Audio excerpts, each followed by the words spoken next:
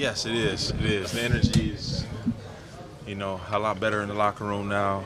It's we got our, one of our defensive leaders back on the field, and obviously he made his presence felt, very quickly, with that forced fumble, and obviously the defenses that we can play with him on the field. So it makes us a lot better, and playing against one of the best receivers in the game this week in Michael Thomas, and you need a guy like Patrick to be able to, follow a guy like that around, and and be able to neutralize his side of the field, whichever side that's going to be. Do you think the Superdome's a unique place to play? Yeah, I think it's second best venue in football in terms of the atmosphere, and Seattle I think is number one just with the energy and how good they've been, and playing there is always tough to get a win. And then right there is New Orleans, and they've been playing really good since Drew Brees has been there, and that place is definitely. Do you have any good memories from there? No. It ended my boy Kurt's career. He retired after that game, enlarged, to being targeted down there, and so that not too many great memories. Rashad Johnson leaves a fingertip.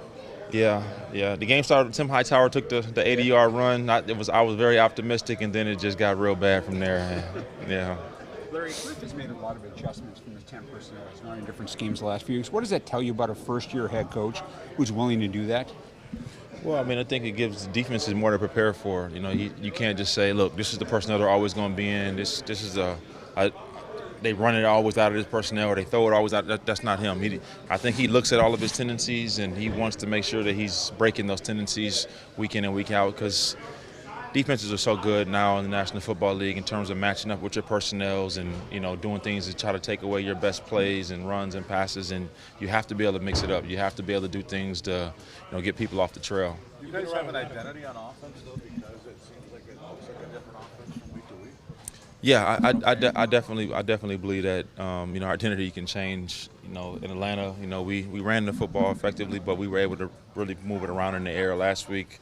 With the weather and the conditions and all of those things, we had to run the football a little bit more effectively. But I think we can do a little bit of both, and I think that's what makes us unique. And then you look at Cincinnati game, we were really run dominant that game. If you establish a run game, does that open up the passing game for guys like you? And Absolutely. When you're able to control the line of scrimmage on either side, it really helps. And then having Christian back in the fold, you bring a dynamic playmaker like that back on the field, just gives Kyler another option, and you're going to need it against a team like New Orleans because they're really good. Larry, you've been around a lot of coaches. Would you say Cliff is more willing to adapt his playbook than others you've been around? Yeah, even this week, they're putting a play in for Trent. Trent's wife is Hispanic, and got a name in for her, and that's just the kind of coach he is, man. He motivates and inspires guys. What are the plays called to you then? Old man, washed up, like plays like that. That's what they call it. I hate those plays though. I hate those. None of those. Yeah.